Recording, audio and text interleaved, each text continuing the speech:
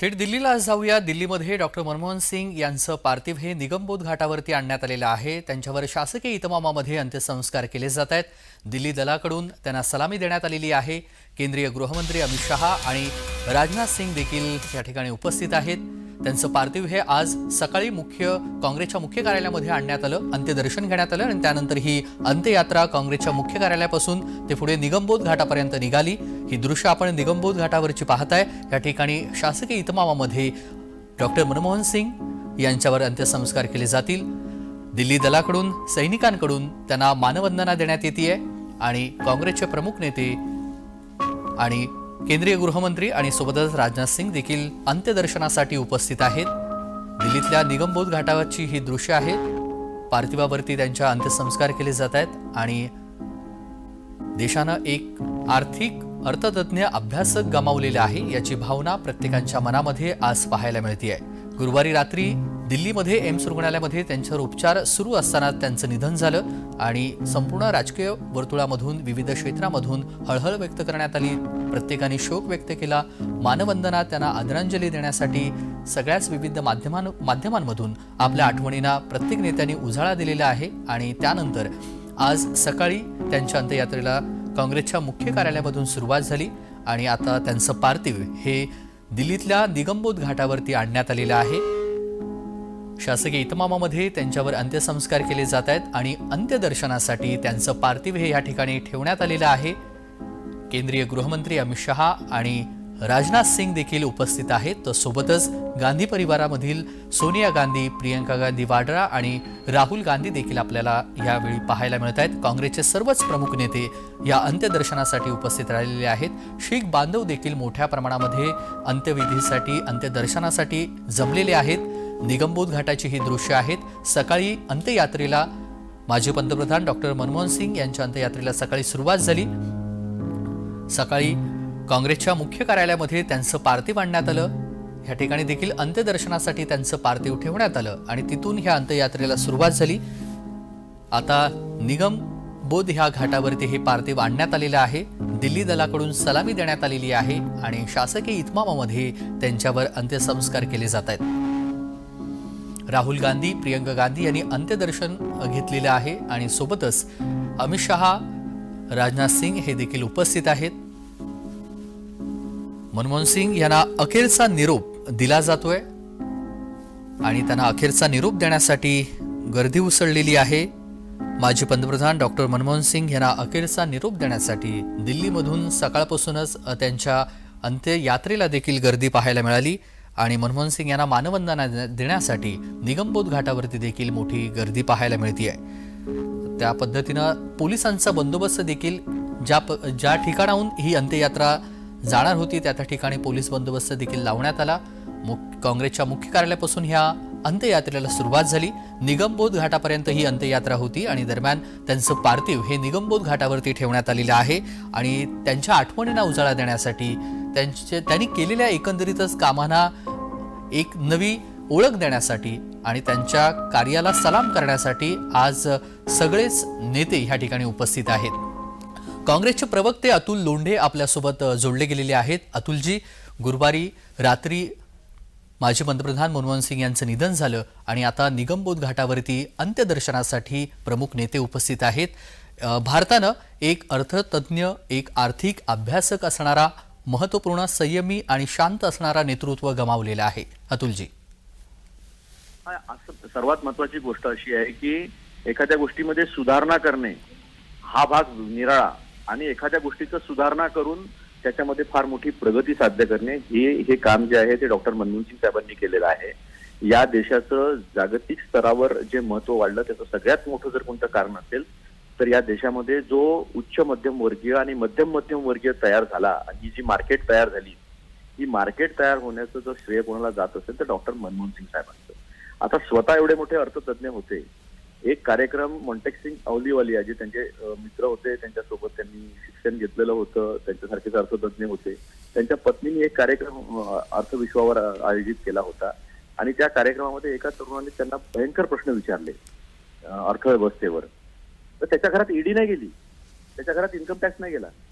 हे रघुरामन राजन नंतर या देशाच्या आरबीआयचे गव्हर्नर झाले असे सुखमय सिंग असे अनेक हुशार लोक जे आहे त्यांची एक टीमच जी आहे ती त्यांनी बनवली होती. रंगनाथन कमिशन आपल्याला माहिती आहे. रंगनाथन कमिशन मुस्लिमचं नाही, बँकिंग सुधाराचं कमिशन.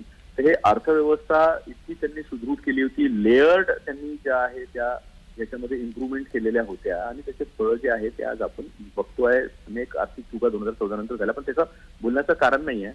महत्वाचं मला इथे हे सांगायचं आहे की त्यांचं योगदान जे आहे ते भयंकर मोठं आहे. 2008च्या जागतिक आर्थिक मंदीमध्ये सायप्रस असेल, ग्रीस असेल, इंग्लंड असेल, या ठिकाणी लोकांचे पगार 70% कापण्यात आलेले होते.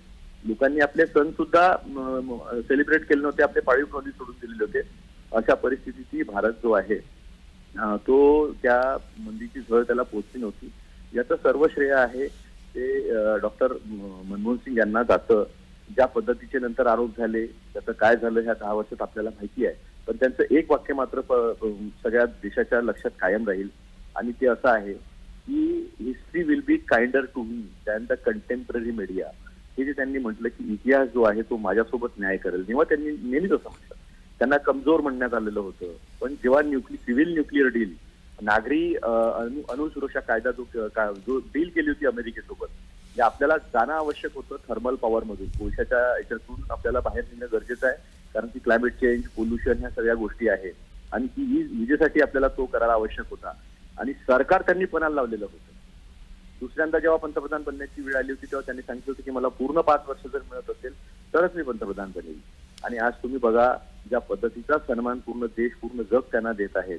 हे एकाच वाक्यात येतं की ओबामांनी G20च्या परिषदेमध्ये असं म्हटलं होतं की when he speaks people lessons because of his knowledge of economics. हे जे वाक्य होते हे भारतीयांसाठी गर्वाचा क्षण होता तो. त्यामुळे आज हे जे एक पर्व संपलेलं आहे आणि हे पर्व असं आहे की जे आपल्याला कायम मार्गदर्शन करत राहील की कशा पद्धतीनं देशाच्या आर्थिक विकासाकडे आपण लक्ष दिलं पाहिजे. एवढी मोठी जी विविधता आहे, भौगोलिक विविधता आहे, जातीची विविधता आहे, धर्माची विविधता आहे, या सगळ्या विविधतेत कशा पद्धतीनं आपण सरकार म्हणून मार्गक्रमण केलं पाहिजे याचा एक परिपाठक जो आहे तो डॉक्टर मनमोहन सिंग यांनी पाडून दिलेला आहे. मला असं वाटतं की ते शारीरिक रूपाने जरी गेलेले असले तरी त्यांनी जी कामं केलेली आहे त्याच्यानं ते कायम आपल्यामध्ये राहतील, कायम त्यांची आपल्याला आठवण येत राहील आणि कायम त्यांनी जे पायंडे पाडून दिलेले आहेत, जे नियम घालून दिले आहेत अर्थशास्त्राचे, त्या नियमानं आपण नेहमी पुढे जात राहू आणि नेहमी त्या नियमामुळे आपलं संरक्षण होत राहील असं म्हणण्यात काही हरकत नाही. अगदी अतुलजी, 2004 मध्ये सोनिया गांधी यांनी घेतलेला हा निर्णय कौतुकाचा आहे. कारण ज्यावेळी 2004 मध्ये पंतप्रधान कोण होणार अशी चर्चा होती, सोनिया गांधींना पंतप्रधान व्हावं असे सगळ्याच काँग्रेसच्या नेत्यांचं म्हणणं होतं. मात्र सोनिया गांधी यांनी म्हटलं माझं मन म्हणत नाहीये की पंतप्रधान होणं. मात्र त्यांनी मनमोहन सिंग यांचं नाव समोर आणलं आणि त्यांच्या ह्या एका निर्णयामुळं भारताची आजची विकासाची वाटचाल आणि एकंदरीतच आर्थिक विकासाची पायाभरणी या त्यांच्या एका निर्णयामुळे झालं. अतुलजी, नाही बरोबर आहे. 1999 साली पण अशी परिस्थिती होती की काँग्रेसचं सरकार येऊ शकेल आहे आणि त्यावेळेस सुद्धा म्हणजे हे मला माहिती नव्हतं हे, पण ही एक चर्चा आज ज्येष्ठ नेत्यांमध्ये त्याही दिवशी झाली ज्या दिवशी त्यांना ऍडमिट केलं परभणीमध्ये. आम्ही सगळे होतो, दिल्लीचे काही नेते होते, तेव्हाही ती चर्चा झाली होती की 1999 मध्ये जे सरकार येण्याची शक्यता होती काँग्रेसचं त्यावेळेस सुद्धा मनमोहन सिंग साहेबांनाच पंतप्रधान करायचं असं सोनियाजींच्या मनात होतं. पण आता ही आमच्या राजकीय वर्तुळामधली चर्चा सोडा, आज जेवढे मोठे पत्रकार त्यांनी 91 पासून मनमोहन सिंग साहेबांना कव्हर केलेलं आहे त्या सगळ्या लोकांनी गोष्ट सांगितली की त्यावेळेस बाजूला सोनियाजींच्या मनमोहन सिंग साहेबच होते आणि सोनियाजींच्या मनामध्ये हेच होतं की त्यावेळेस जर सरकार आलं असतं तर मनमोहन सिंग साहेबच पंतप्रधान झाले असते. त्यामुळे योग्य माणसाला योग्य ठिकाणी योग्य वेळेस बसवण्याचा जो विचार होता तो सोनियाजींच्या काँग्रेसच्या मनामध्ये होता. हे आता क्लिअर झालं. आपण कधी कधी राजकारणामध्ये म्हणजे आपल्या देशामध्ये एक वाईट गोष्ट अशी आहे की जिवंतपणे आपण कुणाला त्याचा मानसन्मान देत नाही आणि मृत पावल्यानंतर मग आपण खूप काही बोलत असतो. कदाचित राजकारणाच्या पलीकडे जाऊन काही ज्या गोष्टी आहेत त्या आपण मान्य केल्याच पाहिजे. हे पण त्यांचं जे जीवन आहे एकंदरीत जीवन त्यांच्या जीवनकालामध्ये जे काही बोलले शेवटी आपल्याला बोललो त्याच्यावरून तरी आता तरी आपण धडा घेतला पाहिजे. हे अतिशय महत्वाचं आहे. अगदी लोकसभेमध्ये ज्यावेळी मनमोहन सिंग हे व्हीलचेअरवर आलेले होते त्यावेळी स्वतः पंतप्रधान नरेंद्र मोदी यांनी त्यांच्या धाडसाचं आणि त्यांच्या एकंदरीतच येण्याचं कौतुक केलेलं होतं की जरी ते कोणत्या बाजूने मतदान करतील हे माहीत नाही, पण ते आले, एवढा आजारी असताना पण व्हीलचेअरवरती बसून आले. यावेळी लोकसभेमध्ये पंतप्रधान मोदींनी त्यांचं कौतुक केलेलं होतं. ही ही ही ही मनमोहन सिंगांची हा मनमोहन सिंगाचा शेवटी विजय आहे. हा हम्म. 32 वर्षापर्यंत ते सातत्यानं राज्यसभेत राहिले काँग्रेसकडनं. ते कधी निवडून आले नाही. एकदा ते दक्षिण दिल्लीमध्ये निवडणूक लढले होते, ते हरले होते. सातत्यानं ते राज्यसभेवर राहिले, कारण की ही एक म्हणजे काँग्रेसमध्ये आपण पाहिलं असेल की बरेच लोक ज्यांचं योगदान आहे, जे हुशार आहे, निवडून येऊ शकत नाही, पण ज्यांचं योगदान देशासाठी आवश्यक असे अनेक लोक होते. त्यात मनमोहन सिंग साहेब हे सातत्यानं 31-32 वर्ष राज्यसभेवर राहिले. राज्यसभेच्या मला वाटतं त्यांच्या रिटायरमेंटचं ते होतं शेवटला, जेव्हा ते राज्यसभेतून रिटायर झाले त्यावेळेस ते नरेंद्र मोदी साहेबांचं भाषण होतं. आणि मला वाटतं की ही उच्च राजकीय परंपरा जी आहे, जसं आजही आपण अटल बिहारी वाजपेयी यांचं नाव सन्मानानं घेतो, त्या पद्धतीचं राजकारण त्यांनी केलं, ज्या पद्धतीनं कठीण काळामध्ये त्यांनी देशाचं नेतृत्व केलं, आपण ते अजूनही आठवतो. एक सन्मानानं पंडित अटल बिहारी वाजपेयी यांचं नाव घेतो आपण, पंडित म्हणतो आपण त्यांना. त्यांचे भाषणं सगळ्यांना आवडतात, त्यांचं राजकारण सगळ्यांना आवडतं. विरोधी पक्ष एक दुसऱ्याचा तो मान सन्मान करतात. तर ही परंपरा या देशामध्ये राजकारणाची राहिलीच आहे आणि ती टिकली पाहिजे ती परंपरा. अतुलजी, तुमच्या काही आठवणी आहेत का मनमोहन सिंग यांच्याबाबतच्या? कधी भेट झाली आहे, कधी संवाद झालाय, आणि जर झाला असेल तर त्या आठवणी कशा आहेत? नक्की. मला संधी मिळाली मनमोहन सिंग साहेबांसोबत 2 दिवस राहण्याची. मी गुजरातला इन्चार्ज होतो सुरतचा, आणि त्यावेळेस 2 प्रेस कॉन्फरन्सेस ज्या आहे त्या मनमोहन सिंग साहेबांच्या मला अरेंज करायला मिळाल्या, ऑर्गनाईज केल्या त्या सगळ्या प्रेस कॉन्फरन्सेस. आणि त्या दरम्यान गुजरात मॉडेलवर त्यांना मी काही प्रश्न विचारले होते. अतिशय साधेपणा, एसपीजी होती त्यांना त्यावेळेस, आणि त्या सिक्युरिटीचा त्यांना काही हे नाही. त्यांना त्यांच्या पोझिशनचा कुठेही मला असं जाणवलं नाही की हा माणूस 10 वर्ष सलग पंतप्रधान राहिलेले आहे. आणि त्यांना आपण विचारलेल्या प्रश्नावर म्हणजे अगदी धन्यवाद अतुलजी, आपण आपल्या भावना व्यक्त केल्यात त्याबद्दल. काकासाहेब कुलकर्णी, राजकीय विश्लेषक, आपल्यासोबत जोडले गेलेले आहेत. आपलं स्वागत आहे. मनमोहन सिंग यांचं निधन झालं गुरुवारी रात्री, आणि आज त्यांच्या पार्थिवावरती शासकीय इतमामामध्ये अंत्यसंस्कार सुरू आहेत. मात्र भारतानं काय गमावलेलं आहे असं तुम्हाला वाटतंय? कारण आर्थिक धोरणांचा आणि त्यांच्या दूरगामी निर्णयांचा मोठा वाटा मनमोहन सिंग यांचा राहिलेला आहे. तर निश्चितपणे एक देशातला नव्हे तर एक जगातला मोठा अर्थतज्ञ या देशानं गमावलेला आहे. ज्या 2004 साली त्यांनी पंतप्रधान पदाचा चार्ज स्वीकारला, आणि 2014 पर्यंत ज्या पद्धतीने या देशाला आर्थिक घडी बसवण्याचं काम त्यांनी ज्या पद्धतीने केलं, आता पुन्हा या देशाला असा हिरा पुन्हा मिळणार नाही. त्यामुळं निश्चितपणे एक मोठा परिणाम या देशाच्या अर्थव्यवस्थेवर, या देशाच्या राजकारणावर आणि या देशाच्या काँग्रेस पक्षावर खूप मोठा असा परिणाम हा निश्चितपणे होणार आहे. आणि त्यामुळं एक मोठा अर्थतज्ञ गमावल्याची भावना या देशातल्या प्रत्येकांचीच आहे. त्यामुळं राजकारण विरहित काम करणं. कुलकर्णीजी, थोडं थांबवतो. काँग्रेसच्या माजी आमदार यशोमती ठाकूर आपल्यासोबत जोडले गेलेले आहेत. यशोमतीजी, आपलं स्वागत. जय महाराष्ट्रामध्ये डॉक्टर मनमोहन सिंग यांचं निधन झालं, त्यांच्या पार्थिवावरती अंत्यसंस्कार केले जात आहेत. मात्र भारतानं काय गमावलंय? तुम्ही देखील त्यांना आदरांजली वाहिलेली आहे पोस्टच्या माध्यमातून. मात्र एक आर्थिक धोरणांचा आणि आर्थिक पायाभरणी मनमोहन सिंग यांनी केलेली आहे. भारतानं आज काय गमावलेलं आहे असं तुम्हाला वाटतंय? हॅलो, हा आवाज ऐकू येतोय माझा? हा येतोय. मनमोहन सिंग यांच्या जाण्यानं भारतानं काय गमावलंय असं तुम्हाला वाटतंय? भारतानं बाप माणूस गमावलाय. भारतानं एक व्यक्ती ज्यांनी उभारी दिली देशाला आणि पूर्ण इकॉनॉमी ओपन केली, छोट्या छोट्या गोष्टींचा ज्यांनी विचार केला, अतिशय अभ्यासू, आणि जेवढा अभ्यासू तेवढाच हुशार, आणि जेवढा हुशार तेवढ्याच जमिनीवर राहणारा इकॉनॉमिस्ट, एक बाप, आपला मार्गदर्शक आपण गमावलेला आहे आज.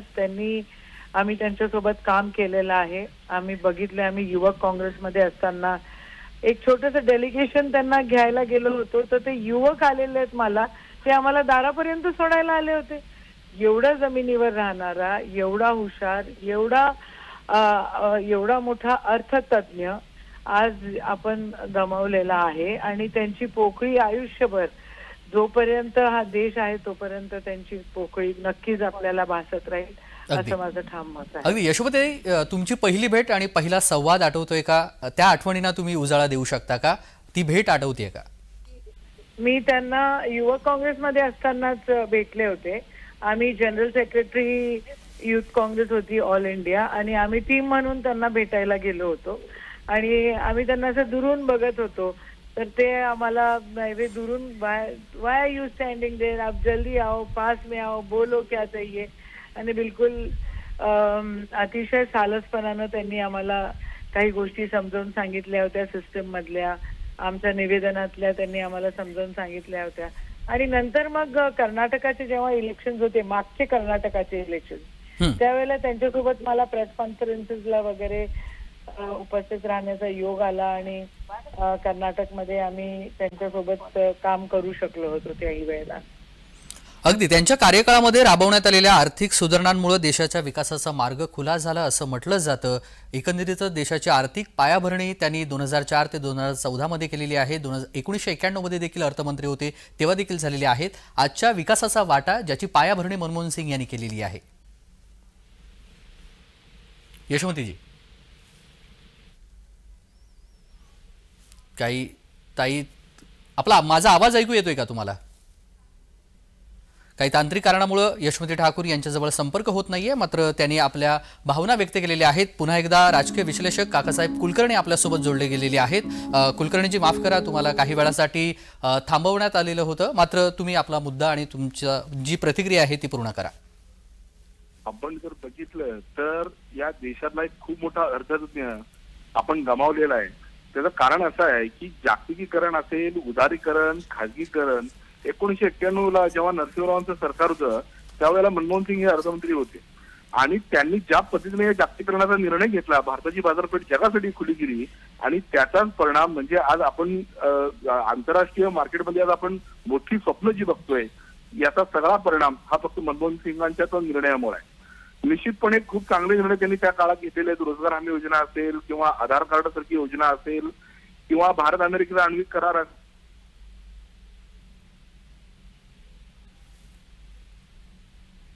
या देशाला दिशा देणारा अर्थतज्ञ म्हणून तर ते प्रसिद्ध होतेच. त्याच पद्धतीनं हा देश विकसित झाला पाहिजे यासाठी जे जे काही चांगलं करता येईल त्यांनी ते सगळे निर्णय घेतलेले आहेत आणि त्यांच्या जाण्याने खूप मोठी पोकळी या देशात निर्माण झालेली आहे. त्यामुळे निश्चितपणे एक अति उच्च शिक्षित, जमिनीवर असणारा, सर्वसामान्यांना भेटणारा, पत्रकारांची खुलेपणानं संवाद साधणारा एक मोठा नेता या देशानं गमावलेला आहे आणि निश्चितपणे आम्ही सगळे दुःखी झालेलो आहोत या बाबत. अगदी कुलकर्णीजी, ज्यावेळी देशाची अर्थव्यवस्था डबघाईला आलेली होती त्यावेळी त्यांचं अर्थमंत्री होणं आणि त्यानंतर लगेचच पंतप्रधान होणं यामुळं फार मोठ्या आर्थिक संकटामध्ये देश सापडलेला होता. या आर्थिक संकटामधून मनमोहन सिंग यांनी देशाला बाहेर काढलेलं होतं आणि आज जो विकासाच्या मार्गावरती आपला देश आहे ज्याच्यामध्ये मोठा वाटा हा मनमोहन सिंग यांचा राहिलेला आहे. कुलकर्णीजी. हा सर, बोला.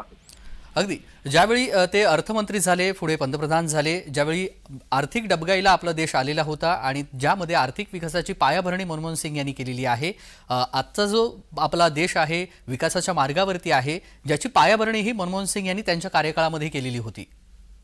निश्चितपणे मी तेच सांगितलं की मनमोहन सिंगांनी 1991 आपण जर बघितलं तर भारताची अवस्था ही आर्थिकदृष्ट्या प्रचंड अडचणीची अशी होती.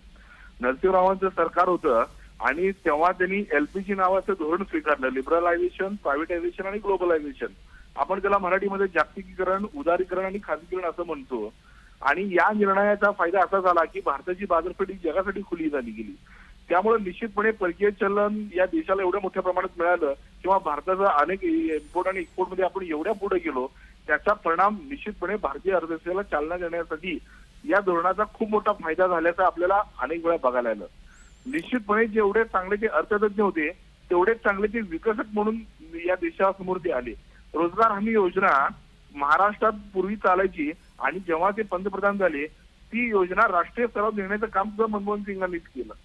आधार कार्डाच्या बाबतीमध्ये सुद्धा मनमोहन सिंगांनीच त्या काळात आधार कार्ड संकल्पना चालू केली आणि संयुक्त राष्ट्र संघानं म्हणजे युनोनं त्या काळात याचं खूप मोठं कौतुक सुद्धा केलेलं आपल्याला जाणवतं. भारत अमेरिका आण्विक करार आहे 2005 साली झालेला, तो अणुकरार सुद्धा निश्चितपणे मनमोहन सिंगांनीच केलेला. त्यामुळे खूप मोठा एक दबदबा, खूप मोठी भारताची एक ताकद जगासमोर निर्माण झाली. म्हणजे नुसतंच अर्थतज्ञ म्हणून नाही तर अर्थतज्ञाबरोबर रोजगार हमी योजना असेल, आधार कार्डासारखी योजना असेल, अणु करार असेल, राईट टू एज्युकेशन ऍक्ट हा सुद्धा त्यांनीच आणलेला आहे ना. म्हणजे निश्चितपणे या देशाला विकासाकडे नेण्याच्या साठी ज्या ज्या काही चांगल्या संकल्पना त्यांना राबवता आल्या त्या निश्चितपणे या देशाला विकसित देश म्हणून नेण्यासाठी त्यांनी खूप चांगला प्रयत्न त्यावेळेला केलेला आहे आणि खूप मोठी पोकळी या देशाला निर्माण झालेली आहे. आपण तर बघितलं तर एखादं छोटं पद मिळालं तर त्या माणसाच्या डोक्यात हवा आणि सत्ता निर्माण होते, परंतु एवढ्या मोठ्या पदावर असणारा सुद्धा माणूस त्या माणसाच्या डोक्यात कधी हवा गेली नाही ना कधी सत्ता गेली नाही. निश्चितपणे एक खूप मोठी पोकळी काँग्रेस पक्षासाठी असेल या देशासाठी असेल सर्वसामान्यांसाठी असेल खूप मोठी पोकळी मनमोहन सिंग साहेबांच्या जाण्यानं निर्माण झालेली आहे. अगदी तुमच्या काही आठवणी आहेत का त्यांच्यासोबत? आणि अत्यंत मृदुभाषी आणि संयमी नेतृत्व म्हणून त्यांच्याकडे पाहिलं जातं. त्यांच्या ह्या सगळ्या वागण्यावरून टीका देखील मध्यंतरी होऊ लागलेली होती.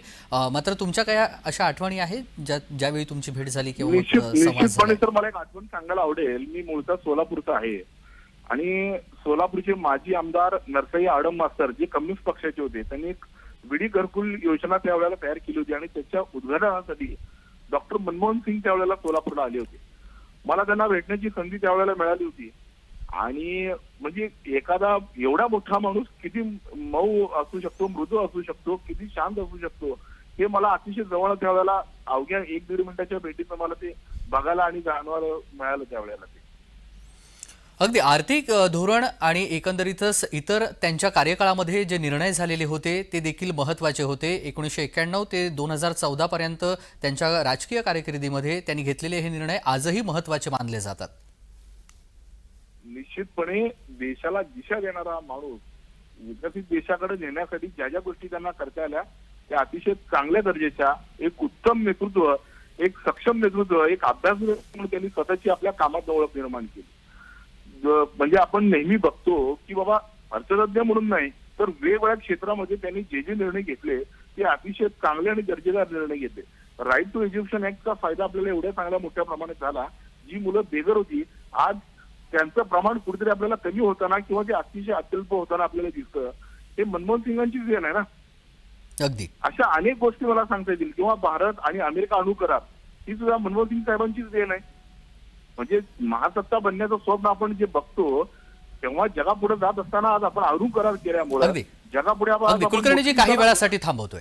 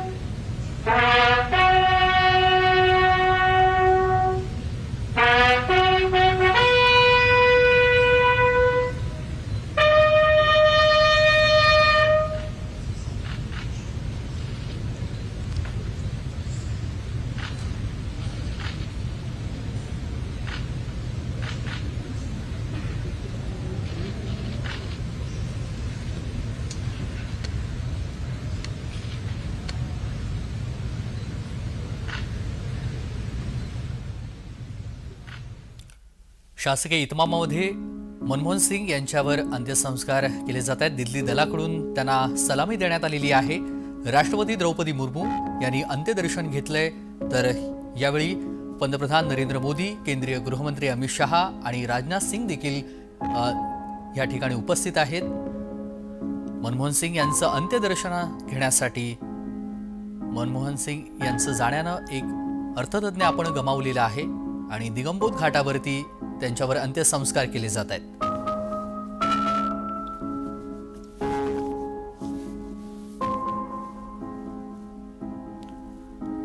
राजकीय विश्लेषक मधुकरराव पाटील आपल्यासोबत जोडले गेलेले आहेत. आपलं स्वागत आहे. जय महाराष्ट्रमध्ये डॉक्टर मनमोहन सिंग यांच्या जाण्यानं आपण एक अर्थतज्ञ गमावलेला आहे. निगमबोध घाटावरती त्यांच्यावर अंत्यसंस्कार केले जात आहेत. मात्र भारतानं आज काय गमावलेलं आहे? आपल्या भावना. मी सुरुवातीला या देशाचे माजी पंतप्रधान आणि अर्थमंत्री माननीय मनमोहन सिंग यांना आदरांजली अर्पण करतो. खरं तर या देशाच्या इतिहासामध्ये भारतीय अर्थव्यवस्थेला गती देण्यासाठी मनमोहन सिंगजी यांनी खूप मोठं त्यांचं योगदान आहे. भारताच्या राजकारणामध्ये एक अर्थतज्ञ वेगळ्या पद्धतीचा ठसा सामाजिक आणि राजकीय क्षेत्रामध्ये कसा उमटवू शकतो याचं एक उत्तम उदाहरण म्हणजे आदरणीय मनमोहन सिंगजी आहेत. खर तर या देशाची आर्थिक घडी बसवण्याचा प्रयत्न त्यांनी प्रामाणिकपणे केला. या देशाचे अर्थमंत्री असताना आदरणीय मनमोहन सिंग यांची दखल जागतिक दर्जावरती घेतली गेली. भारतीय अर्थव्यवस्थेला खऱ्या अर्थानं मुख्य प्रवाहात आणण्याचं काम हे 1991 नंतर झालं आणि या देशाची घडी बसवण्याचं काम हे मनमोहन सिंगजी यांनी केलेलं आहे.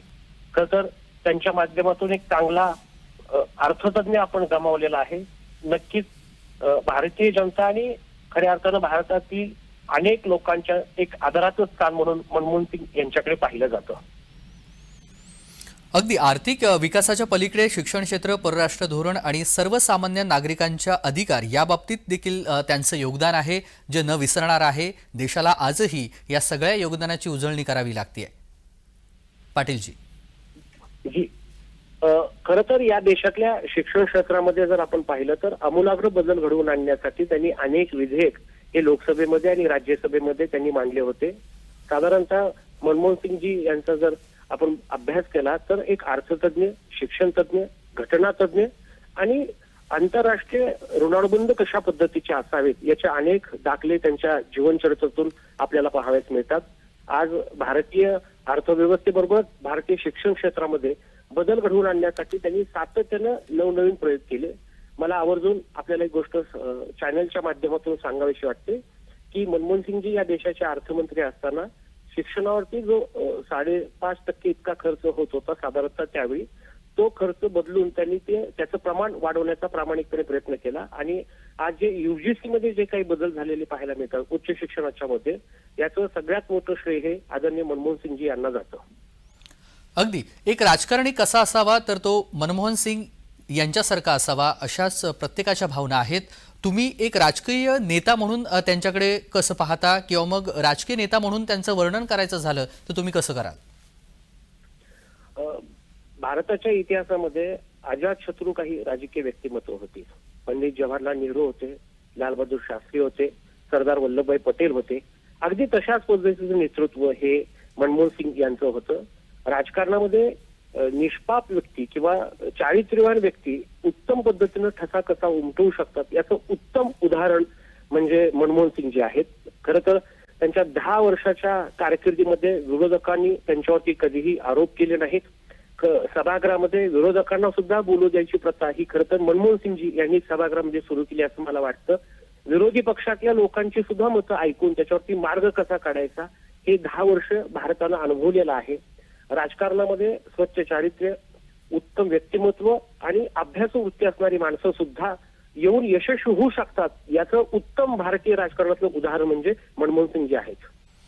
अगदी मनमोहन सिंग यांचे महाराष्ट्र दौरे देखील खूप चर्चेचे राहिले. महाराष्ट्रामध्ये त्यांचं योगदान होतं. ते महाराष्ट्रामध्ये आल्यानंतर पत्रकार परिषद ज्यावेळी झाली, तुम्ही अशी कधी पत्रकार परिषद पाहिलेली आहे, त्यांची घेतलेली आहे, किंवा मग त्या काही आठवणी तुम्हाला माहिती आहेत का त्यांच्या पत्रकार परिषदेमधील? हा, मनमोहन सिंग सरकारच्या साहेबांच्या बाबतीत मला आवर्जून एक गोष्ट सांगायची वाटते की ज्यावेळी ते महाराष्ट्रामध्ये आले होते त्यावेळी ते पत्रकारांना प्रश्न विचारण्यासाठी संधी देत होते. अलीकडच्या कालखंडामध्ये राजकारणामध्ये एक प्रथा आहे की आपण स्वतः बोलायचं पण दुसऱ्याचं ऐकून घ्यायचं नाही. मनमोहन सिंगांच्या बाबतीत एक वेगळेपणा होता की ते पत्रकारांचे ऐकायचे, त्यांच्या प्रश्नांना उत्तरं द्यायचे आणि सगळ्यात महत्वाचं त्यांना पत्रकारांची नावं तोंडपाठ होती. काही पत्रकार ओळखीचे होते, काही पत्रकारांच्याकडून ते सल्ले सुद्धा त्यावेळी घ्यायचे आणि ते विशेषतः त्यांच्या 10 वर्षाच्या कारकिर्दीमध्ये जाणवलेलं पाहायला मिळतं की ते अगदी हॅपी थॉट्स म्हणजे आनंदीदायी पद्धतीने बोलायचे आणि लोकांचे प्रश्न समजावून घ्यायचे. पत्रकारांच्या विषयी त्यांच्या मनात एक वेगळा आदर आणि स्थान होता. हे वेळोवेळी त्यांच्या पत्रकार परिषदेच्या माध्यमातून पाहायला मिळतं. अनेक पत्रकार परिषदा त्यांच्या वेळेवरती सुरू व्हायच्या आणि त्या पत्रकार परिषदेतून मार्मिक मंथन हे उद्बोधन त्यांच्या पत्रकार परिषदेतून होत होतं. अगदी 2004 आणि 1996चा सोनिया गांधी यांचा निर्णय, 2004 मध्ये ते स्वतः पंतप्रधान होणार होते, मात्र त्यांचं मन नव्हतं. त्यांनी माजी पंतप्रधान मनमोहन सिंग यांचं नाव घेतलं. या निर्णयाचा तुम्ही राजकीय अँगलनं कसा विचार करताय, कारण त्यांनी घेतलेला निर्णय आज देशासाठी खूप मोलाचा ठरलाय?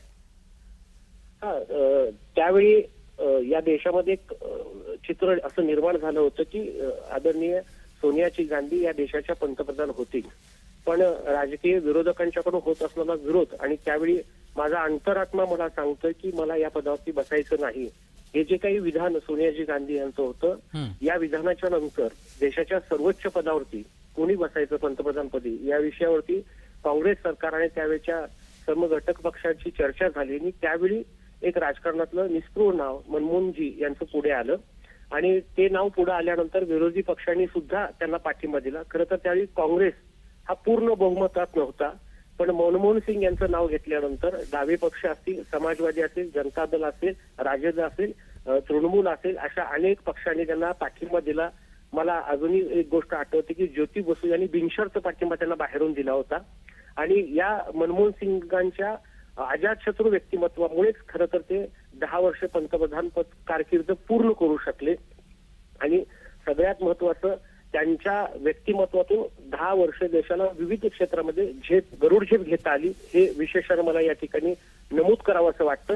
कारण मनमोहन सिंगांच्या ऐवजी दुसरं कोणतं नाव आलं असतं तर कदाचित ते सरकार पुढे 10 वर्ष किंवा 5 वर्ष टिकू शकलं नसतं.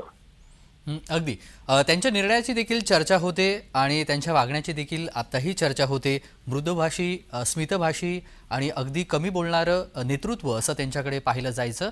मध्यंतरी टीका देखील झालेली होती, कमी बोलणारे पंतप्रधान होऊन गेले, आता बोलणारे पंतप्रधान आहेत. ह्या सगळ्याकडे तुम्ही कसं पाहता? राजकारणामध्ये 2 प्रकारचे व्यक्तिमत्व असतात. एक भाषण करून लोकांची मनं जिंकणारे आणि दुसरी लोकांची कामं करून मनं जिंकणारे. मनमोहन सिंगांच्या बाबतीत आवर्जून सध्या एक सोशल मीडियावरती प्रसंग पाहायला मिळतो नवज्योत सिंग सिद्धू यांचा. नवज्योत सिंग सिद्धू यांनी मनमोहन सिंगांच्यावरती सुरुवातीला खूप टीका केली, पण ज्यावेळी नवज्योत सिंग सिद्धू हे काँग्रेसच्या मंथन मेळाव्याला गेले त्यावेळी त्यांनी त्यांचं वर्णन असं केलं होतं की शोर से जो नहीं होता वो मौन से होता है, असं एक विश्लेषण त्याच्यावरती केलं होतं. हिंदी शेर म्हटला होता. मनमोहन सिंग हे शांत, संयमी आणि एक हाडाचा शिक्षक, म्हणजे साधारणतः शिक्षकी पेशा हा सातत्यानं त्यांच्या व्यक्तिमत्वातून जाणवला. विरोधकांना सुद्धा आपलंसं करण्याची क्षमता ही त्यांच्याकडे होती. सर्व पक्षांना सोबत घेऊन खरं तर दक्षिणेतले अनेक पक्ष त्या कालखंडामध्ये बाहेरून पाठिंबा मनमोहनजी सरकारला देत होते. मला त्यातलं प्रकर्षानं आवर्जून सांगावं असं वाटतं की करुणानिधींचा जो पक्ष आहे तो बाहेरून त्यांना त्यावेळी पाठिंबा देत होता. त्या पक्षानं सुद्धा अनेक वेळा मनमोहन सिंगजी यांच्या भूमिकेचं समर्थन केलेलं आहे. राजकारणामध्ये चारित्र्यवान व्यक्तिमत्व, स्वच्छ विचाराचे व्यक्तिमत्व लोकांच्या मनावरती अधिराज्य करू शकतात, याचं उत्तम उदाहरण हे मनमोहन सिंगांच्या 10 वर्षाच्या कालखंडामध्ये आपल्याला पाहावयास मिळाले. अगदी एक अशी देखील त्यावेळी टीका झालेली होती की शीख समुदायावरती झालेला हल्ला ज्यावेळी इंदिरा गांधी होत्या आणि त्यानंतर ह्या सगळ्या आरोपांवरती पांघरून घालण्यासाठी काँग्रेसनं ही एक चाळ खेळलेली आहे मनमोहन सिंग यांच्या नावानं. ज्यावेळी हा सर्व राजकारण त्यावेळी त्यांचं कार्यकाळ सुरू असताना ज्यावेळी झालं, तुम्हाला ह्या सगळ्यामध्ये काय वाटतं की काँग्रेसनं नेमकी त्यावेळी घेतलेली भूमिका ही योग्य होती, अयोग्य होती, की मग इंदिरा गांधी यांनी केलेल्या सगळ्या निर्णयाच्या पार्श्वभूमीवरती पांघरून घालण्यासाठी हा त्यांचा काँग्रेसचा निर्णय होता मनमोहन सिंग यांना पंतप्रधान करणं? नाही, मुळामध्ये मनमोहन सिंगजी या देशाचे जेव्हा पंतप्रधान झाले त्यावेळी देशामध्ये राजकीय अस्थिरता होती. कुठल्याही एका नावावरती एकमत होत होतं. काँग्रेस पक्षाला त्यावेळी स्वतःची प्रतिमा ही वेगळ्या पद्धतीनं जगाच्या समोर किंवा भारताच्या समोर आणायची होती. 1984च्या दंगलीमुळे थोडंसं काँग्रेसविषयी एक वेगळं मत या देशाच्या राजकारणामध्ये निर्माण झालं होतं. पण मनमोहन सिंगजी यांच्यासारख्या व्यक्तिमत्वाला संधी दिल्यामुळं कदाचित पंजाब, हरियाणा, दिल्ली या काही परिसरामध्ये काँग्रेसविषयी काही समुदायाच्या लोकांच्या भूमिका हे बदललेल्या पाहावयास मिळतात. पण मनमोहन सिंगांचं नेतृत्व हे खऱ्या अर्थानं टॅलेंट किंवा ज्याला आपण मेरिट म्हणतो त्या मेरिटला संधी दिली असंच त्यावेळेचे विश्लेषक म्हणतात. मलाही एक गोष्ट आवर्जून सांगावीशी वाटते की मनमोहन सिंगजी यांच्यासारख्या उच्च विद्या विभूषित व्यक्तिमत्वाला या देशाचे पंतप्रधान केल्यामुळं काँग्रेस पक्षाची प्रतिमा ही म्हणजे काँग्रेस पक्षाची प्रतिमा ही थोडीशी चांगली झाली. कारण काँग्रेस पक्ष एका चांगल्या सुशिक्षित उच्च शिक्षित व्यक्तिमत्वाला संधी देतो असा एक संदेश या देशामध्ये गेलेला पाहायला मिळतो. अगदी त्यांनी त्यांच्या कार्यकाळामध्ये जो महत्त्वाचा निर्णय अनेक देशासाठी निर्णय होते, मात्र अमेरिका अणुकरार हा जो ज्यावेळी म्हणजे त्यावेळी पंतप्रधान असताना जो झालेला होता, त्यावरती कशा पद्धतीनं भारतासाठी तो विकासासाठी महत्त्वाचा निर्णय मानला जात होता आणि हा निर्णय झाल्यानंतर कशा पद्धतीनं वादविवाद झालेले होते? नाही, अणुकराराच्या बाबतीमध्ये घेतलेला निर्णय आणि त्यानंतर मनमोहन सिंगांच्या व्यक्तिमत्वातले काही घटक आपल्याला प्रकर्षानं पुढे आलेत. अमेरिका ही पहिल्यापासूनच महासत्ता आहे आणि अमेरिका ज्या देशामध्ये चांगलं नेतृत्व किंवा आर्थिक सक्षमता निर्माण होते त्या देशामध्ये अस्थिरता निर्माण करण्याचा सातत्याने प्रयत्न करतो. तुम्ही आज रशियाच्या बाबतीत पहा, युक्रेनच्या बाबतीत पहा, युरोपमधल्या काही राष्ट्रांच्या बाबतीत पहा. 1991 हा ते 2014 पण त्यावेळी या निर्णयाला डाव्या पक्षाकडून विरोध करण्यात आलेला होता. हो, या देशामध्ये काही डावे पक्ष हे चिनी विचाराचे काही धार्जिन आहेत. खरं तर हे कदाचित विधान आक्षेपार्ह ठरेल, पण मला आवर्जून सांगावं असं वाटतं की काही रशिया आणि चीन या विचारसरणीचा प्रभाव काही डाव्या पक्षांच्यावरती आहे आणि जी काही पूर्वोत्तर जिथे इकडची काही राष्ट्र आहेत त्या राष्ट्रांच्या विचाराचा प्रभाव हा काही राजकीय पक्षांच्यावरती आहे. मनमोहन सिंगजी सरकारांच्यावरती त्या कालखंडामध्ये अणुकराराच्या बाबतीत अनेक वेळा टीका झाली, पण तरी सुद्धा मनमोहन सिंगजींनी या सगळ्या परिस्थितीमध्ये तो प्रश्न हाताळून या सामान्यातल्या सामान्य लोकांना कसा न्याय देता येईल याचा प्रामुख्याने त्यांनी विचार केला. खरं तर अणुकराराच्या बाबतीत आणि त्यानंतर उद्भवलेला प्रश्न हाताळण्यात मनमोहन सिंगजी यशस्वी झाले असं मला वाटतं. अगदी धन्यवाद मधुकर पाटीलजी, आपण सविस्तर विश्लेषण केलं आणि त्यांच्या आठवणींना उजाळा दिलात त्याबद्दल. जयंत माइंडकर सर देखील आपल्यासोबत जोडले गेलेले आहेत, जे राजकीय विश्लेषक आहेत. माइंडकर सर, आज भारतानं काय गमावलेलं आहे? कारण ज्यावेळी मनमोहन सिंग यांचं निधन झालं, सगळ्याच क्षेत्रामधून भावना व्यक्त करण्यात आलेल्या आहेत की अर्थतज्ञ आपण गमावलेला आहे, एक आर्थिक अभ्यासक गमावलेला आहे, एक संयमी नेतृत्व भारतानं गमावलेलं आहे. तुम्हाला काय वाटतं, भारतानं काय गमावलंय? 24 जुलै 1991 एक आर्थिक स्वातंत्र्य दिन असा एक प्रकारे मानला जातो आणि ती जी एक 1991 पासून एका पर्वाची सुरुवात झाली, त्या पर्वाचा एक फार महत्वाचा दुवा त्यांचा अंत्यसंस्कार होतो. मी दोन असे ते महत्वाचे दुवे आहेत. एक तर म्हणजे 1991 ते 1996 नरसिंहराव पंतप्रधान होते आणि त्यांनी मनमोहन सिंग यांना फायनान्स मिनिस्टर केलेलं होतं. पण त्याच्यानंतर 2004 ते 2014 ज्या प्रकारे पंतप्रधान म्हणून त्यांनी आपली कारकीर्द गाजवली, एक प्रकारे आज जो काही 1991 साली आपल्याला माहिती आहे सुमारे 67 टन सोनं भारताचं गहाण ठेवण्याची पाळी आलेली होती आणि अशा एका विचित्र परिस्थितीतून केवळ नरसिंहराव आणि मनमोहन सिंग, त्यातले मनमोहन सिंगांना 15 वर्ष मिळाली, मनमोहन सिंग यांच्या व्हिजनरी लिडरशिपमुळे भारत बाहेर येऊ शकला आणि आज जी काही प्रॉस्परस 33 वर्ष आपण पाहतोय किंवा आपण जी $1 ट्रिलियन इकॉनॉमीची स्वप्न पाहतोय याची बीज 1991 पासून मनमोहन सिंग अर्थमंत्री आणि मनमोहन सिंग पंतप्रधान असताना आणि इतके त्रास झाले, डिमॉनिटायझेशन असेल किंवा रिसेशन असेल किंवा अनेक ऍडमिनिस्ट्रेटिव्ह चुका असतील, या सगळ्या टॅकल करत आज जर का देश उभा असेल 33 वर्षांपासून, तर त्याला जबाबदार केवळ हे खंबीर नेतृत्व आहे नरसिंहराव आणि मनमोहन सिंग. त्यातले मनमोहन सिंगांचं त्यांना एक 10 वर्ष मिळाली आणि मला नेपोलियन सिंगचं एक वाक्य आठवतं. नेपोलियन नेहमी म्हणायचं की सैन्य हे पोटावर चालत असतं. याचा अर्थ असा की सैन्याला पैसा लागत असतो, लढायला सुद्धा पैसा लागतो.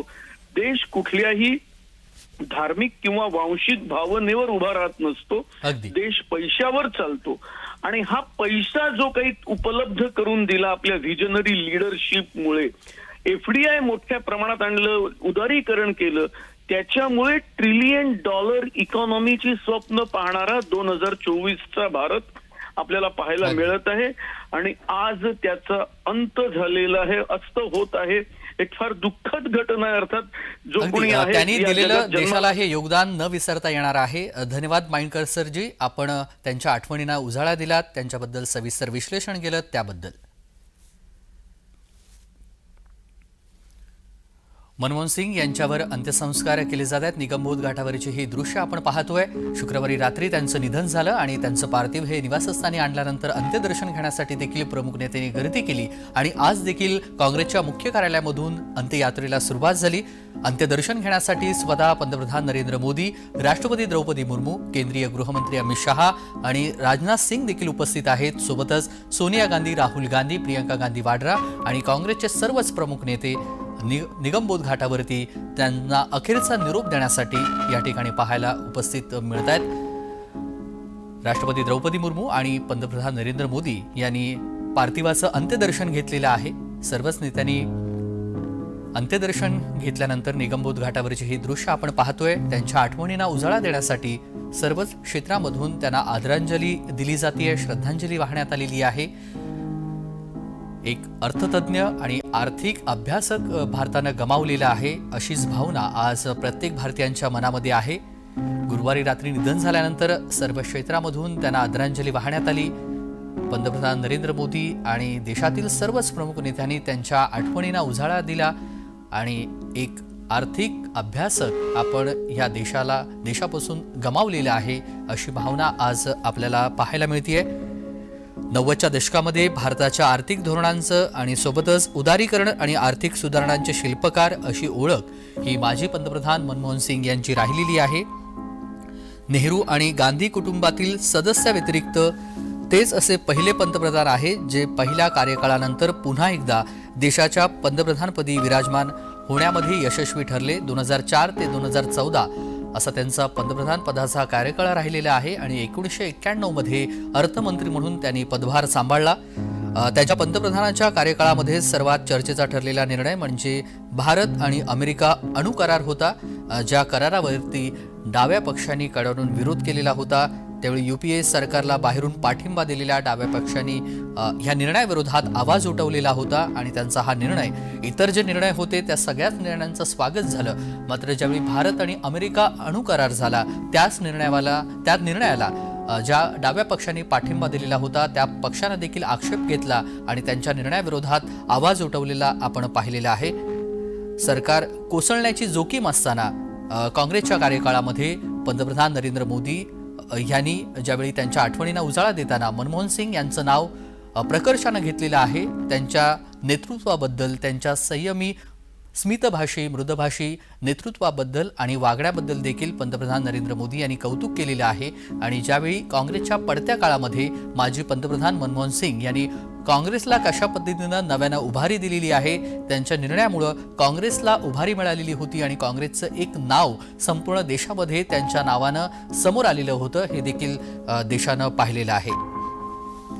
डॉक्टर मनमोहन सिंग यांनी घेतलेल्या त्यांच्या कार्यकाळामध्ये जे निर्णय घेतलेले होते ते अतिशय महत्त्वपूर्ण होते आणि एक खंबीर नेतृत्व आणि बेधडक निर्णय घेण्याची क्षमता डॉक्टर मनमोहन सिंग यांच्या मध्येच असल्याची कुवत त्यावेळच्या कार्यकाळामध्ये सगळेच नेते वर्णन करतात, त्यांच्या निर्णयाचं कौतुक करतात आणि निर्णयासाठी त्यांचं पंतप्रधान पद हे ओळखलं जायचं. त्यांच्या जाण्यानं एक आर्थिक अभ्यासक आणि अर्थतज्ञ भारतानं गमावलेले आहे. भारताचे माजी पंतप्रधान आणि जागतिक ख्यातीचे अर्थतज्ञ मनमोहन सिंग यांचं गुरुवारी रात्री निधन झालं आणि त्यांच्या पार्थिवावरती निगमबोध घाटावरती अंत्यसंस्कार केले जात आहेत. ज्यावेळी अंत्ययात्रा निघाली त्यावेळी देखील मोठी गर्दी पाहायला मिळालेली होती आणि आत्ता देखील निगमबोध घाटावरती देखील त्यांना अखेरचा निरोप देण्यासाठी गर्दी उसळलेली आहे. पंतप्रधान नरेंद्र मोदी, राजनाथ सिंग, राष्ट्रपती द्रौपदी मुर्मू, केंद्रीय गृहमंत्री अमित शहा, काँग्रेसचे सर्वच प्रमुख नेते, गांधी परिवारातील नेते निगमबोध घाटावरती उपस्थित आहेत. काँग्रेसच्या मुख्य कार्यालयामध्ये हे पार्थिव आज सकाळी आणण्यात आलं आणि काँग्रेसच्या मुख्य कार्यालयामधून या अंत्यदर्शनाला नेत्यांची गर्दी पाहायला मिळाली आणि या अंत्ययात्रेला या ठिकाणाहून सुरू झाली ते निगमबोध घाटापर्यंत ही अंत्ययात्रा होती आणि त्यानंतर त्यांच्यावरती शासकीय इतमामामध्ये अंत्यसंस्कार झालेले आहेत. दिल्ली दलाकडून त्यांना सलामी देण्यात आली आणि त्यांच्या एकंदरीतच सर्व निर्णयांचं, त्यांनी केलेल्या कामाचं कौतुक करण्यात आलं. स्वतः पंतप्रधान नरेंद्र मोदी यांनी देखील त्यांच्या कार्यकाळामध्ये घेतलेल्या निर्णयांचं स्वागत केलेलं होतं. लोकसभेमध्ये देखील त्यांनी ज्यावेळी मनमोहन सिंग हे व्हीलचेअरवरती येऊन त्यांनी लोकसभेमध्ये आपला सहभाग पक्षाच्या माध्यमातून दाखवला. या सहभागाचं कौतुक पंतप्रधान नरेंद्र मोदी यांनी लोकसभेमध्ये केलेलं आहे. एक संयमी नेतृत्व आणि खंबीर नेतृत्व, निर्णय घेणारं नेतृत्व असं मनमोहन सिंग यांच्या पंतप्रधान कार्यकाळामध्ये घेतलेल्या निर्णयांकडे पाहिलं जातं आणि त्यांची आठवण आज संपूर्ण देशभर हीच ओळख आयुष्यभर राहणार आहे. आर्थिक साक्षरता देण्यामध्ये त्यांचं मोठं योगदान आहे आणि भारत आज विकासाच्या मार्गावरती आहे. त्याची पायाभरणी 2004 ते 2014 मध्ये त्यांनी केलेली आहे. 1991 पासूनच ही पायाभरणी त्यांनी केलेली आहे. मात्र खरं रूप हे 2004ला त्यांनी पंतप्रधान पदाची धुरा सांभाळली त्यावेळी दिलेली आहे. आर्थिक विकास भारतानं जो साधलेला आहे त्याचे जनक हे आपल्याला मनमोहन सिंग यांना मानलं पाहिजे. उद्योगधंद्यांचा जो विस्तार झाला आणि जागतिक स्तरावरती एक बलशाली राष्ट्र म्हणून भारताची जी आज ओळख आहे त्याचे जनक हे डॉक्टर मनमोहन सिंग हे आहेत. त्यामध्ये मनमोहन सिंग यांच्या आर्थिक धोरणांचा, त्यांच्या दूरगामी निर्णयांचा मोठा वाटा आहे. आर्थिक क्षेत्राच्या पलीकडे शिक्षण क्षेत्र, परराष्ट्र धोरण, सर्वसामान्य नागरिकांचे अधिकार आणि या बाबतीत देखील त्यांचं योगदान देशाला कधीही न विसरणारं आहे. देशाला सोनेरी दिवस असणाऱ्या या खंबीर नेत्याच्या अभूतपूर्व योगदानाचा या सगळं आठवणींना सर्वच नेत्यांनी उजाळा दिलेला आहे. 2004 ते 2014 दरम्यान मनमोहन सिंग लागोपाठ 2 वेळा देशाचे पंतप्रधान झाले आणि त्यांच्याकडे भारताच्या आर्थिक उदारीकरणाचा आणि सोबतच अर्थव्यवस्थेसाठी दिलेल्या योगदानाचा, त्यांनी घेतलेल्या निर्णयाचा सगळ्यांना खारीचा वाटा हा आपल्याला आजही पाहायला मिळतोय.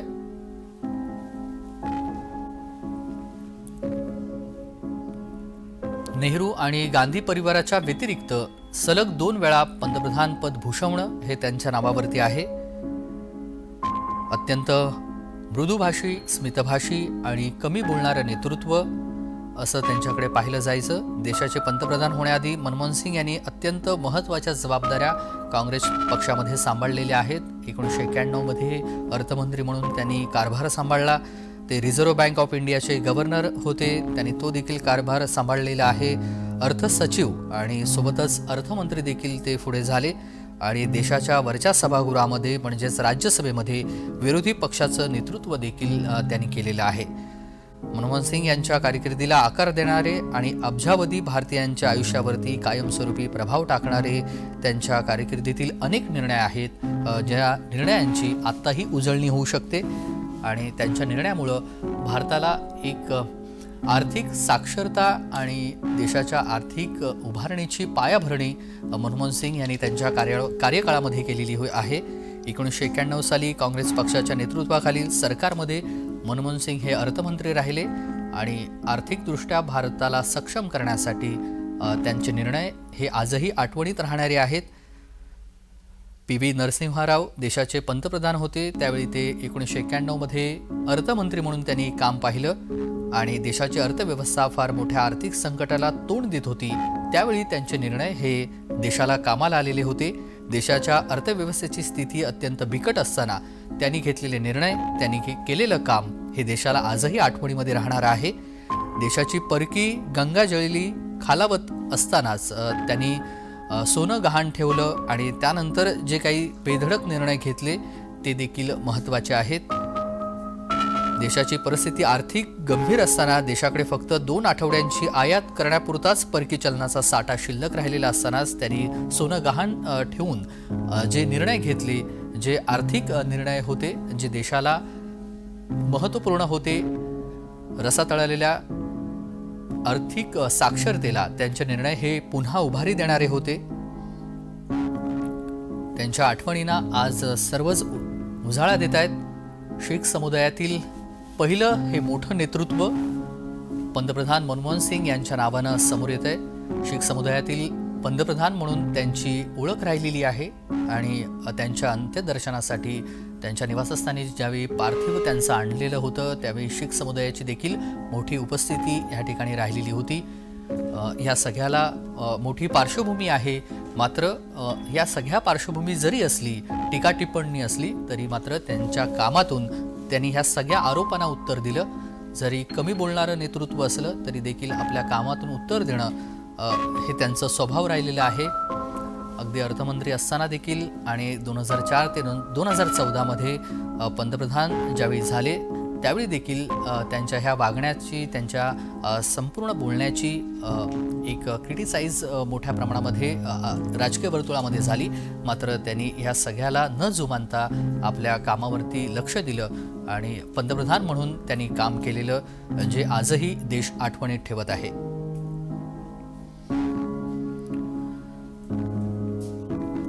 निगमबोध घाटावरची ही दृश्य आपण पाहतोय. शेवटचा निरोप देण्यासाठी सर्वच शीख समुदायातील प्रमुख मंडळी उपस्थित आहेत. शासकीय इतमामामध्ये त्यांच्यावर अंत्यसंस्कार सुरू आहेत.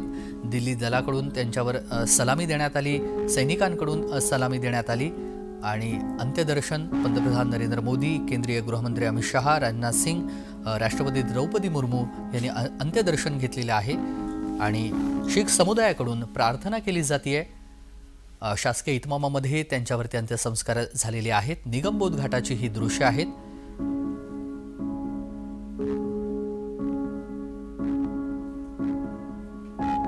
मनमोहन सिंग हे स्वतंत्र भारताच्या पंतप्रधानपदी सर्वात जास्त काळ काम केलेल्या व्यक्तिमत्वांपैकी एक व्यक्तिमत्व असं त्यांचं राहिलेलं आहे. अतिशय प्रामाणिक आणि सचोटीनं काम करणारा नेता अशी त्यांची काँग्रेस पक्षामध्ये आणि भारतातल्या राजकीय नेत्यांमध्ये देखील ओळख आहे, ख्याती आहे. 2004 ते 2014 हा त्यांचा कार्यकाळ न विसरणारा आहे. ज्यावेळी त्यांचं निधन झालं त्यावेळी सर्वच नेत्यांनी सोशल माध्यमांवरती आपल्या आठवणींना उजाळा दिला. त्यावेळी मनमोहन सिंग यांच्या वागण्याचं, त्यांच्या निर्णयाचं, त्यांच्या एकंदरीतच राजकीय कारकिर्दीचं, त्यांच्या आठवणींना उजाळा देणारे हे सर्व आठवणी त्यांनी सोशल मीडियाच्या माध्यमातून त्यांना श्रद्धांजली वाहिलेली आहे.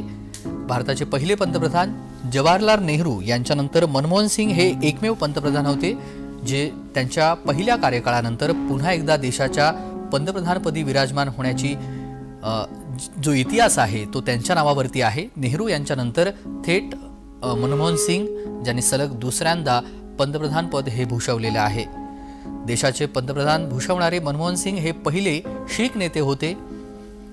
त्यामुळं शीख समुदायामध्ये देखील त्यांचं अर्थमंत्री होणं, त्यानंतर 2004 ते 2014 असं पंतप्रधान पद होणं हे देखील शीख समुदायासाठी मोठं होतं आणि त्यांचं नावलौकिक देशभरासोबत पंजाबमध्ये देखील राहिलेलं आहे. काँग्रेसच्या संपूर्ण राजकीय नेत्यांमध्ये ते पहिल्या फळीतील नेते राहिलेले आहेत. मनमोहन सिंग यांनी देशाच्या संसदेमध्ये 1984च्या शीख दंगलीबाबत माफी मागितलेली होती. ज्यावेळी इंदिरा गांधी ह्या पंतप्रधान होत्या आणि 1984 साली सुवर्ण मंदिरामध्ये जो काही प्रकार झाला त्या प्रकारावरती काँग्रेसवरती मोठी टीका झाली. इंदिरा गांधी यांच्यावरती देखील व्यक्तिशः टीका झाली आणि त्यानंतर शीख समुदायाला काँग्रेसच्या काळामध्ये सावरणं, त्या समुदायाला जवळ करणं हे फार कठीण होतं. त्यावेळी या समुदायाला सांभाळण्याचं काम फक्त डॉक्टर मनमोहन सिंग यांनी केलेलं होतं आणि काँग्रेसच्या कार्यकाळामध्ये तो घेतलेला निर्णय आणि त्यानंतर नव्यानं उभारी देणारं एकमेव नेतृत्व म्हणून डॉक्टर मनमोहन सिंग यांच्याकडे पाहिलं जात होतं. 1984च्या शीख दंगलीबाबत त्यांनी उघडपणे नाराजी व्यक्त केलेली होती, माफी मागितलेली होती, ती देखील देशाच्या संसदेमध्ये. आणि या दंगलीमध्ये सुमारे 3000 पेक्षा जास्त शीख नागरिकांचा मृत्यू झालेला होता. ते स्वतः शीख समुदायामधून येत होते. त्यामुळे संसदेमध्ये जाहीरपणे त्यांनी नाराजी व्यक्त केली. या निर्णयाविरोधात त्यांनी भाषण केलं आणि माफी देखील मागितली. मनमोहन सिंग यांचा दुसरा कार्यकाळ मात्र अनेक चुकींच्या कारणाने गाजला, ज्याच्यामध्ये भारत अमेरिका अणुकरार, ज्या कराराला डाव्या पक्षांनी त्यांच्या सरकारला पाठिंबा दिला आणि त्याच डाव्या पक्षांनी त्यांच्या ह्या निर्णयाविरोधात आवाज उठवला, त्यांच्या निर्णयाला विरोध दर्शवला आणि त्यांच्या ह्या कार्यकाळामध्ये मनमोहन सिंग सरकारवरती भ्रष्टाचाराचे अनेक आरोप देखील करण्यात आले. मनमोहन सिंग यांच्या दुसऱ्या कार्यकाळामध्ये घोटाळे आणि भ्रष्टाचाराचे देखील आरोप करण्यात आले. 2014च्या सार्वत्रिक निवडणुकीमध्ये काँग्रेसच्या पराभवासाठी काही अंशी ह्या संपूर्ण आरोपांचा समावेश आहे.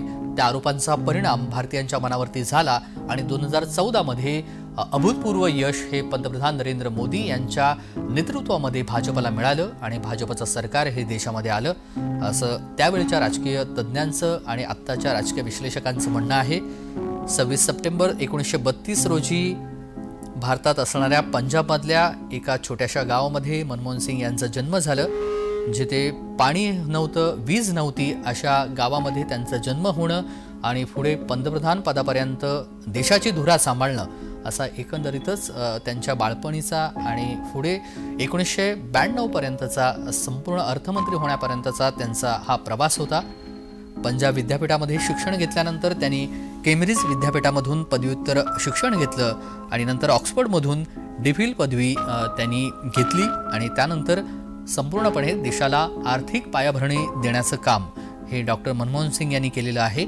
मनमोहन सिंग यांची मुलगी दमन सिंग यांनी त्यांच्या पुस्तकामध्ये मनमोहन सिंग यांच्या आठवणींना उजाळा देणारा एक प्रसंग सांगितलाय, ज्यामध्ये केम्ब्रिजमध्ये शिकत असताना पैशांच्या कमतरतेमुळं मनमोहन सिंग हे नेहमी चिंताग्रस्त होत होते.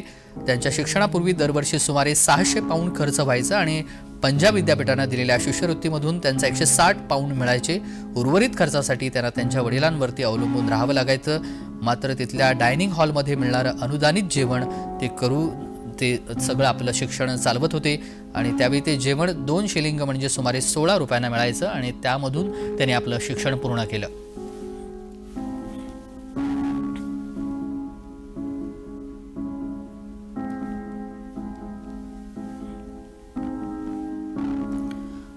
त्यांची एकंदरीतच सर्व कारकीर्द ही महत्त्वाची राहिलेली आहे.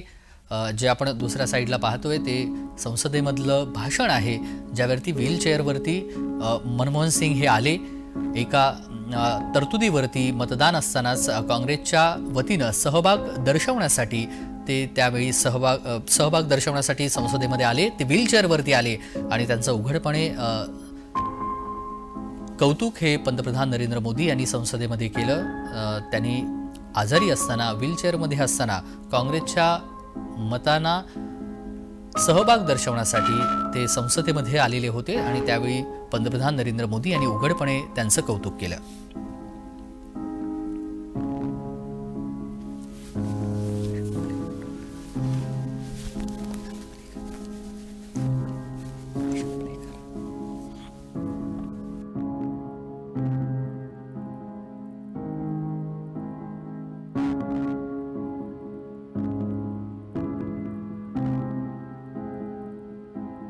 ज्यावेळी संसदेमध्ये मनमोहन सिंग हे व्हीलचेअरवरती आले त्यावेळी स्वतः पंतप्रधान नरेंद्र मोदी यांनी त्यांचं कौतुक केलेलं आहे. त्यावेळेचं त्यांचं भाषण पाहूयात.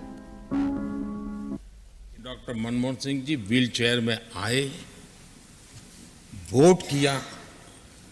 एक सांसद अपने दायित्व के लिए कितना सजग है उसका वो उदाहरण है. सवाल ये नहीं है कि वो किसको ताकत देने के लिए आए थे. मैं मानता हूं वो लोकतंत्र को ताकत देने आए थे. जब भी हमारे लोकतंत्र की चर्चा होगी तो कुछ माननीय सदस्यों की जो चर्चा होगी उसमें माननीय डॉक्टर मनमोहन सिंह की योगदान की चर्चा जरूर. लोकतंत्रासाठी ताकद देण्यासाठी मनमोहन सिंग हे त्यावेळी आले हे असं पंतप्रधान नरेंद्र मोदी यांनी भाषणामध्ये म्हटलेलं होतं. त्यांचं कौतुक केलं आणि ज्यावेळी लोकशाहीचं, लोकतंत्रज्ञ या सगळ्या आर्थिक विषयांचं ज्यावेळी नाव येईल त्यावेळी डॉक्टर मनमोहन सिंग यांचं नाव आदरानं घेतलं जाईल असंही मोदी यांनी म्हटलं. 1991 साली अर्थमंत्री म्हणून त्यांनी कारभार सांभाळला आणि त्यानंतरचे जे महत्त्वाचे निर्णय हे देशासाठी उभारी देणारे होते, आर्थिक साक्षर करणारे होते आणि त्यामुळे त्यांचं पंतप्रधानपद जो काही राहिलेलं कार्यकाळ आहे आणि अर्थमंत्री म्हणून त्यांनी कारभार सांभाळलेला आहे हे नेहमी आठवणीत राहणार आहे. 1991 साली मनमोहन सिंग यांनी भारताच्या अर्थमंत्रीपदाची धुरा त्यांच्या खांद्यावरती घेतली आणि त्यावेळी भारताची अर्थव्यवस्था दिवाळखोरीच्या उंबरठ्यावर असताना त्यांनी घेतलेले निर्णय, त्यांनी घेतलेलं काम हे आजही आठवणीमध्ये राहणार आहे. प्रदीर्घ शैक्षणिक आणि प्रशासकीय कारकिर्दीनंतर अनपेक्षितपणे मनमोहन सिंग यांनी देशाचे अर्थमंत्री म्हणून निवड झाली होती आणि त्याआधी त्यांनी भारत सरकारचे आर्थिक सल्लागार म्हणून काम केलेलं होतं आणि पुढे त्यांना अर्थमंत्री म्हणून त्यांची निवड झाली. भारताच्या मध्यवर्ती बँकेचे गव्हर्नर देखील ते ह्या आधी राहिलेले आहेत आणि नंतर 1991 मध्ये ते अर्थमंत्री झाले.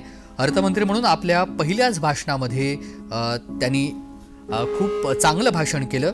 ज्या कल्पनेची वेळ आली ती कल्पना जगातील कोणतीही शक्ती रोखू शकत नाही, त्यांचं हे भाषणामधलं वक्तव्य आहे, ज्याची चर्चा आजही अनेक राजकीय विश्लेषक करतात, काँग्रेसचे नेते करतात. यातूनच भारताच्या महत्त्वाकांक्षी आणि अभूतपूर्व आर्थिक सुधारणांची सुरुवात ही खऱ्या अर्थानं 1991 मध्ये झालेली आहे असं म्हणावं लागेल. मनमोहन सिंग यांनी कर कमी केले, रुपयांची किंमत कमी केली, सार्वजनिक क्षेत्रातील कंपन्या किंवा उपक्रमांचं खाजगीकरण केलं आणि परकीय गुंतवणुकीला प्रोत्साहन देखील त्यांनी दिलेलं आहे.